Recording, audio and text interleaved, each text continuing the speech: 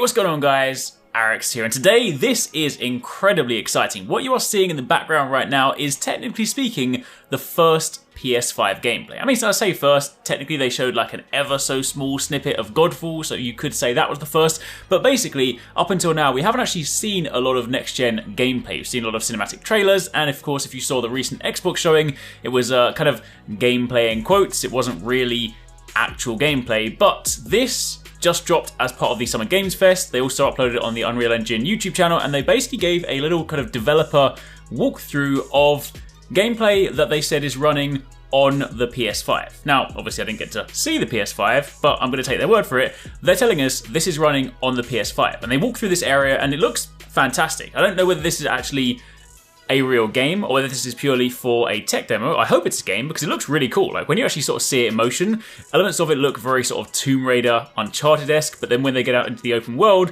it almost looks like Prince of Persia elements with some sort of like anime flying. Honestly, I want to play this. It looks really cool. But what's more impressive are the visuals. They start going through talking about all the technical stuff. In a minute, I'm just going to let it play out so you guys can listen to the developers because obviously they know far more than I do. But principally, they're talking about, you know, all the different triangles, all the different kind of rendering options, the lighting options. But what just strikes me, even, you know, putting all the technical stuff to one side, visually, this is just spectacular. Like, you walk through these environments, you see the lighting, you see the detail in the models. Like, some of the stuff they said is just able to be directly imported from the modeling software, so you can have some really high quality models. And then when they get to the end of the demo, which you'll see, and they walk into the outside and you see the horizon, honestly, this is breathtaking. This is the kind of stuff you expect to see when they talk about showing the next generation. This is the kind of stuff you expect to see when they're like, yeah, this is why we're changing to a new console. This is why we're stepping it up a gen, because now this is possible. This is very cool. Anyway, that's enough from me for the time being. I'm going to let this play out so you guys can watch it, but definitely let me know in the comments down below what you guys think of this. Let me know if you guys are, you know, excited for this prospect, if you would play this as a game, and more importantly, let me know what else you are hoping to see soon. Because, I mean, you know, rumors are a PlayStation event is not too far away, so we may be getting to see a lot more very soon, but for the time being, if this is anything to go by, next gen's going to be pretty exciting. Here is the future of Unreal Engine running live on a PlayStation 5. Awesome. Let's take a look at it. This has to be the right way.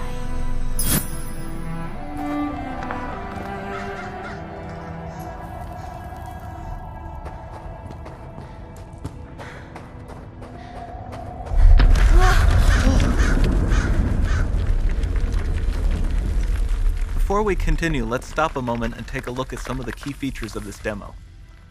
Much of what you see was built with Quixel Megascan assets, but instead of using the game versions, we used the cinematic versions, which would typically only be used in film.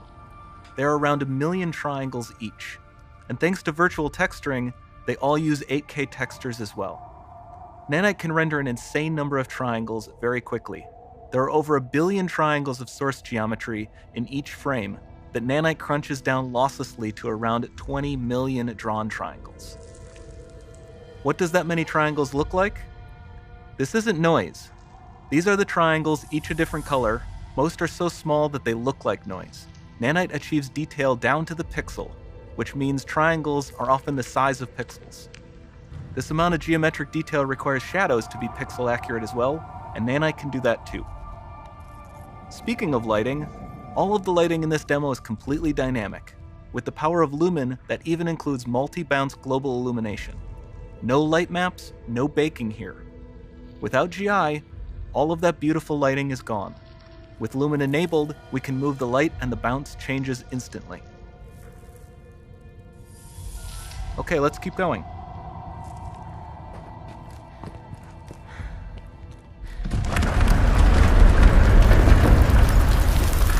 We've made some great additions to our audio system as well.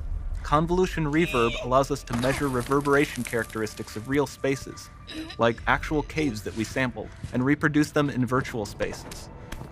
Sound field rendering allows us to record and play back spatialized audio.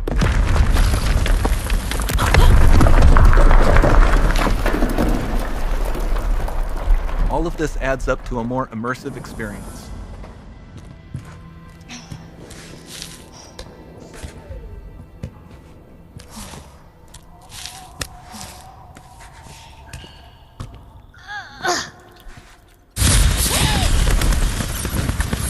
This swarm of bats was created with our Niagara effects system.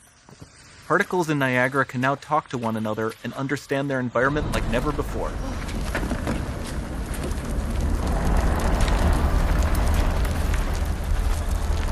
We've also added a ton of new functionality to run fluid simulations like you see in the water below.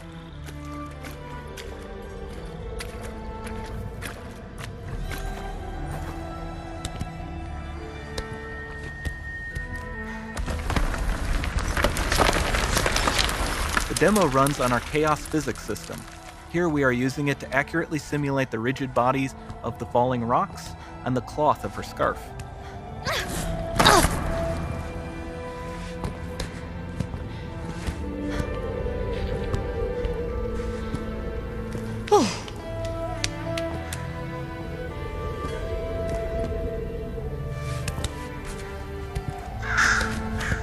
Now that the environment is so complex, we've needed to greatly improve our animation systems to adapt. We've added predictive foot placement and motion warping, which dynamically modifies IK and body position to look more natural. For the character to more realistically interact with the environment, we've added the ability to trigger seamless contextual animation events, like her hand on the door. That's promising.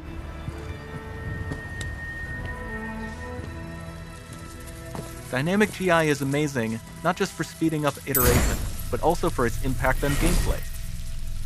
Nice. Any light source can move while still having be. beautiful bounce lighting. Dynamic illumination means specular as well, which you can see on all the metal surfaces. You can even see the Niagara-powered bugs reacting to the light. Lumen not only reacts to moving light sources, but also changes in geometry.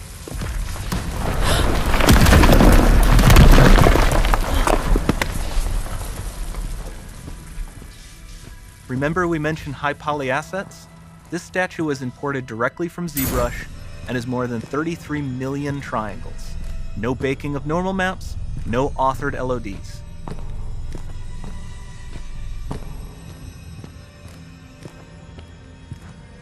And we can do more than a single statue.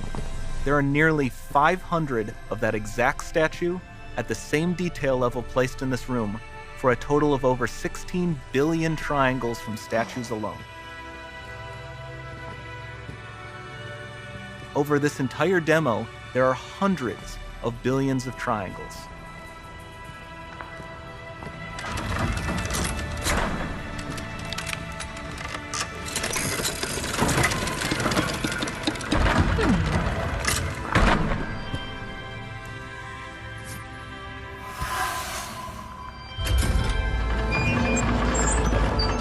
So with Nanite, you have limitless geometry, and with Lumen, you have fully dynamic lighting and global illumination, all running on a PlayStation 5.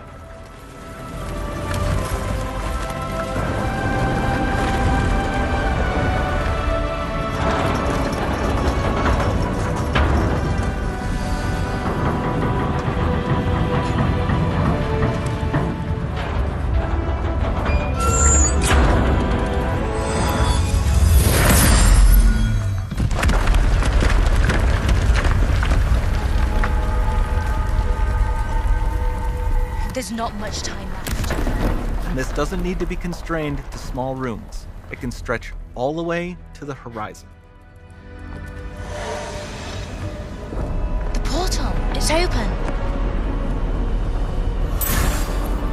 Don't fail me now.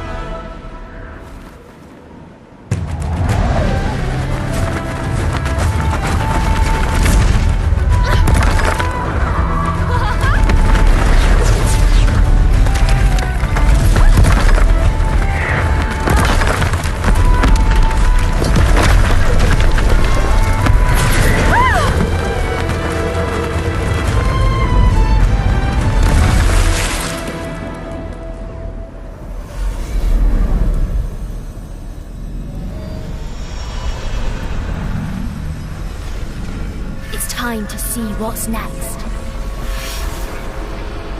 I really hope you guys enjoyed that video. Remember to hit that subscribe button and also click on the little bell icon to turn on notifications so you don't miss my next upload. Also, don't forget you can check out 269 and Paradise Central streaming over on Twitch 6 days a week. You can find a link to the multi-stream in the description box down below. Be sure to drop by and get involved.